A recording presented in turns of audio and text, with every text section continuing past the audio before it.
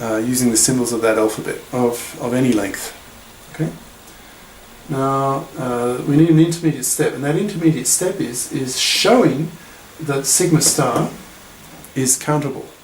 In other words, all possible strings that you can form is countable.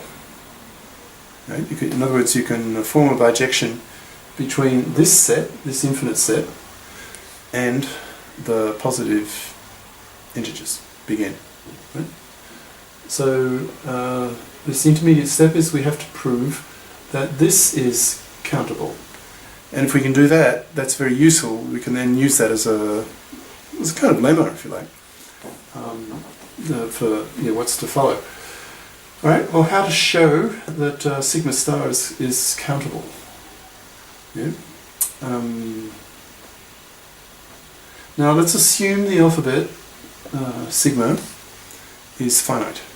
Right? There's a finite number of symbols in your what is sigma? That's the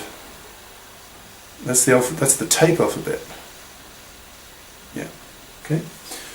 So assume there's a finite number of different symbols in your tape alphabet, your sigma. Right? Now, if the number of symbols in your tape alphabet, sigma, is finite, then you can list the strings that you can form. You can list this, right? Using the symbols of the finite number of symbols of this alphabet. So you can start with all possible strings of length 0. Well, it's just the empty string, epsilon. Okay, just 1, and then you can write down all strings of length 1. Well, that would be the members of this set. And then you could write down all strings of length 2, and you'd have, let's say this contains n different symbols, little n. Well, then you'd have n squared, right? Yeah, you'd have n squared strings of length 2, and then you write down all strings of length 3, and that there would be n cubed of those. Okay, and so on. And so you can then map those one to one and onto with the positive integers. So your list, this list here consists of the empty string, the strings of length 1, followed by all the strings of length 2, followed by all strings of length 3, and so on. And so you have this list. It'll be a complete list, be this, right? Well, then you just assign each string in that list an integer, right? So you just map it one to one and onto. Well, that's a bijection. That's a correspondence. Okay. Therefore, by definition, this all strings is countable. Because countable means you can form this bijection, this correspondence, with the set of positive integers, with the natural numbers, big N. Okay, so this is countable. All right. Okay, now that we've got this, call it a lemma if you like. Now that we know that that's true, now we get to something really interesting. Now, because this is true, the set of all Turing machines is countable. Because this is countable, the set of all Turing machines is countable. Now, why is that? Why? Well, each Turing machine, call it n, you can encode that, right? We've been talking about encoding or creating a representation of Turing machines for quite a while. Right? So here's the angular brackets, right? So here, this represents the encoding, the representation in the form of a string of the machine, of your Turing machine M, whatever it is. Okay. So this angular brackets M that is a string encoding of a Turing machine. Okay, and that encoding will use some symbols from some alphabet, but we've just shown that all possible strings of that alphabet is countable. Okay. Well, this is a representation, this is an encoding of a Turing machine. It's a string, and therefore the set of all these strings, in other words the set of all the Turing machines, because this and this match, right? This and this, there is a bijection, right? For each Turing machine there's an encoding. For each encoding of a Turing machine there's the machine. Right? That's a correspondence, that's a bijection. Okay? So for each Turing machine you'll have a corresponding string, the encoding of that machine. And okay, so it's a string, but there's a countable number of these strings. And therefore there's a countable number of machines, because the string of n and m, there's a bijection, it's a one-to-one onto. All right.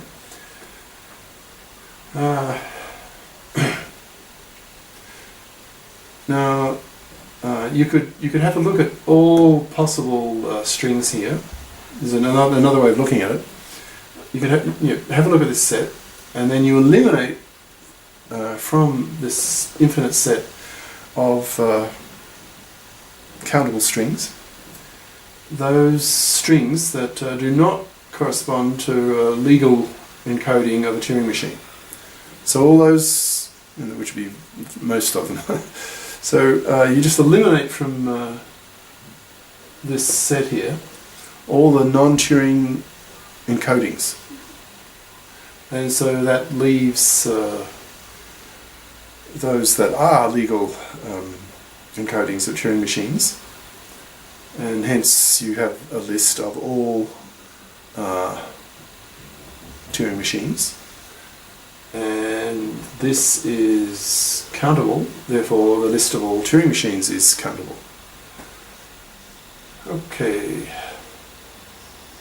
Okay, so we're now down to here.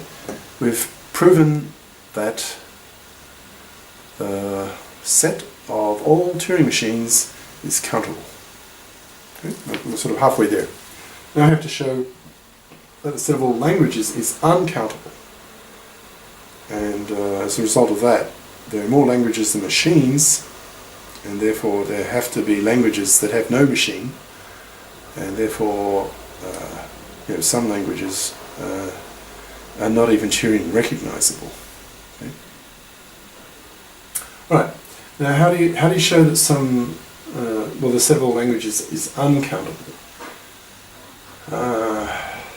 Well, again, we have an intermediate step, and a kind of lemma, as before. And this intermediate step is we will show that the set of all infinite binary sequences. So just an infinite string, an infinite binary string of noughts and ones. Okay, that the set of all those is uncountable. So make that clear again. So the set of all infinite binary sequences or strings, set of all infinite binary sequences. So the string each time is of infinite length, okay, which is different from here. So every string in this set, it's the set of all infinite binary sequences. Okay, so you have a binary string 0, 0, 1, 1, 0, 0, 1, 0, 1, 1, 1, 1, 0, 0, 0, 1, 0, 1, goes on forever. Okay, that's one infinite binary string or sequence, and the set of all those, that set is uncountable. And if we can prove that, we can use that information to show all languages are uncountable. But that's next session. So let's see, how far do we get here? So what is an infinite binary sequence? Well, it's just a string, if you like, or a sequence of zeros and ones that never ends. It just goes on forever. Okay, so you take those, all possible unending binary sequences and put them in a set. Label that set B for binary, obviously. Okay, so it's the set of all infinite binary sequences, and we'll show that this set, of all these infinite binary strings of infinite length, is uncountable, and we'll prove that that set B is uncountable by using, I'll have a guess, proved by diagonalization. Right? Similar to what we did in theorem 4.17, which was in the first session, statement of it, okay, to where we show that set of reals R is uncountable. Right, well that's the next session, so I'll just continue on from there.